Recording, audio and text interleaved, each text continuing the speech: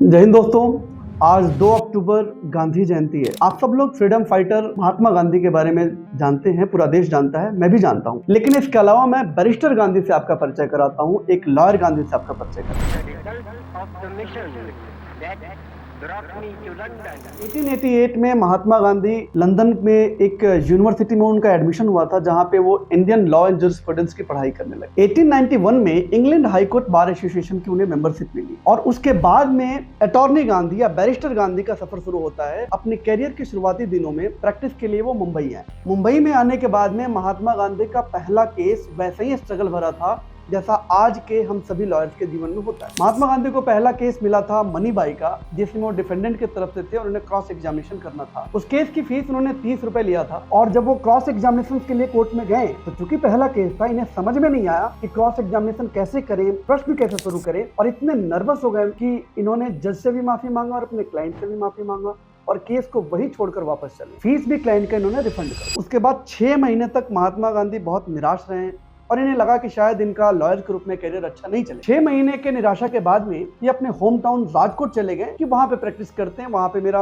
Home town है, लोग जानते हैं, तो वहां पे प्रैक्टिस करते हैं। वहां पे इन्हें ऑफर मिला साउथ अफ्रीका में एक बहुत ही रिच बिजनेसमैन थे मिस्टर अब्दुल्ला। उन्होंने इन्हें इन्वाइट किया आर्बिट्रेशन के लिए। महात्मा गांधी जब साउथ अफ्रीका में गए आर्बिट्रेशन के लिए, तो आर्बिट्रेशन में इन्होंने अपने क्लाइंट को जीत दिलाया और उस जीत के बाद ये उनके एज ए प्रोफेशनल इनके करियर का पहला जीत था। ये बहुत ज्यादा ओवरजॉयड हुए, आनंदित हुए और उस दिन इन्हें महसूस हुआ कि एज ए लॉयर ये फेल नहीं बल्कि सक्सेसफुल है।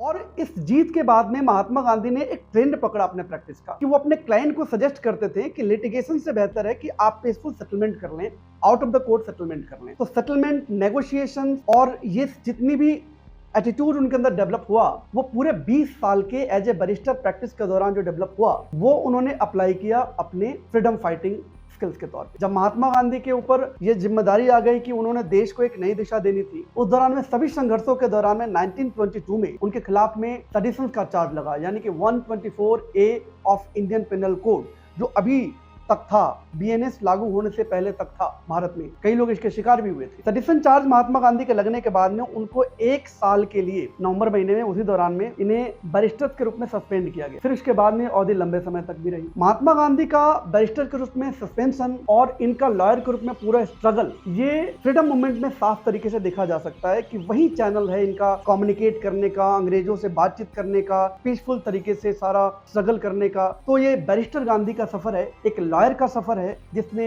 एक प्रोफेशनल लाइफ को इस तरीके से जिया कि उनके पूरे जीवन के हर एक एक्टिविटी में वो सारी चीजें रिफ्लेक्ट होने लगी। मुझे लगता है बैरिस्टर गांधी से मिलकर के आपको जरूर अच्छा लगा हो। जय हिंद।